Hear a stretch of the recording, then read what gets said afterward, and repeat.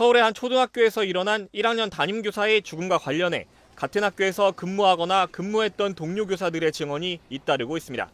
서울교사노조가 이들의 제보를 받아 공개한 내용에 따르면 숨진 교사는 자신의 반에 선생님 때문이야라고 수업 시간에 소리를 지르는 학생이 있어 힘들어했던 것으로 전해졌습니다.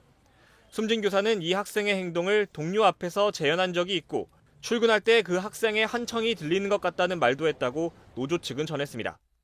특히 이 학급에선 최근 한 학생이 뒷자리에 앉은 학생의 이마를 긋는 사건도 있었는데 이후 관련 학부모가 찾아와 애들 케어를 어떻게 하는 거냐, 당신은 교사 자격이 없다는 말을 했다는 증언도 나왔습니다. 또 숨진 교사는 동료의 안부 질문에 작년보다 10배는 힘들다는 말도 한 것으로 전해졌습니다.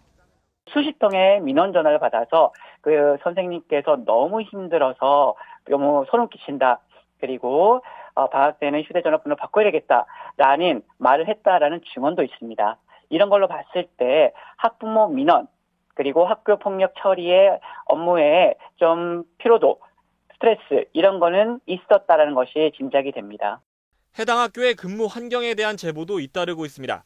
2020년 이후 이 학교에서 학교 폭력을 담당했던 한 교사는 한 학부모가 내가 뭐 하는 사람인지 아냐, 변호사야 라고 했던 말을 서울교사노조에 증언했습니다. 그러면서 학교 폭력 민원과 관련된 대부분의 학부모가 법조인이었다. 학부모 민원이 너무 많아 대부분의 교사, 특히 경력이 적은 교사들이 근무를 매우 어려워했다고 했습니다. 그 학교에서요. 처리 당시에 어떤 학부모가 나는 땡땡이 아빠인데 나 변호사다 라고 하면서 학교 폭력 업무 당시 업무 피로를 해상하면서 서희초의 민원 수준이 상상을 초월할 정도라고 이렇게 말씀을 해주셨습니다.